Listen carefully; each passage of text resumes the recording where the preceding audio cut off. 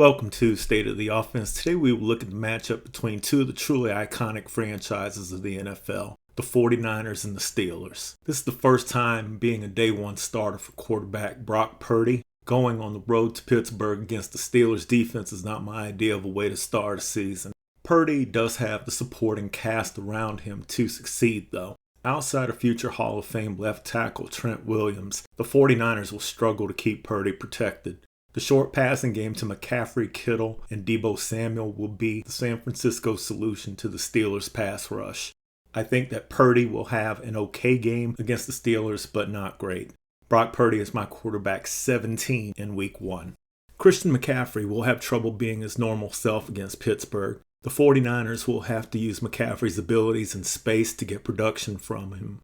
I don't believe that McCaffrey will have a huge day, but his value as a receiver always elevates his floor in fantasy football. I rank Christian McCaffrey as my running back 8 this week. The 49ers' run game and short passing game weapons are second to none, and that includes Deebo Samuel. To have two guys who can catch and make you miss to the level of Samuel and McCaffrey is unfair.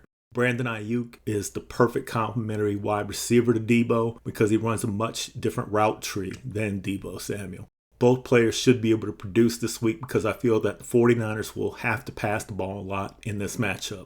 Deebo Samuel is my wide receiver 8 this week, and Brandon Ayuk is my wide receiver 11. George Kittle is questionable with a groin injury.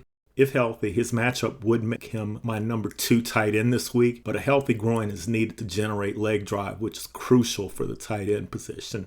If Kittle plays, I think it'll be limited snaps, so I'm only ranking George Kittle as my tight end 23 this week.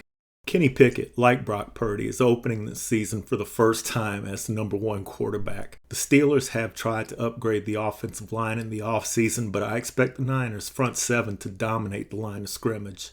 Pickett will be on the run for most of the game. Kenny Pickett is my quarterback 31 this week, and it might get ugly at times. Najee Harris is one of my favorite running backs for fantasy this year, but not this week. Unless Najee is targeted in the passing game a bunch, I think that it'll be hard for him to run on San Francisco and accumulate fantasy football points.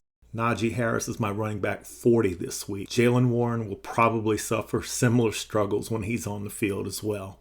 Deontay Johnson and George Pickens are emerging as one of the better young wide receiver duos in the league. Charvarius Ward is questionable for the game, so if the 49ers are playing their number 2 and number 3 cornerbacks against the Steelers, there's a decent chance that both wide receivers can produce at a reasonable clip. I think that the Steelers' ability to give Pickett time will be what affects the wide receiver production the most. I rank Deontay Johnson as my wide receiver 54 and George Pickens as my wide receiver 60. The weakness of the 49ers defense is at safety, so Pat Freiermuth has a better matchup than the wide receivers. Pickett will need to look to Harris and Freiermuth in the short passing game to keep the 49ers off balance.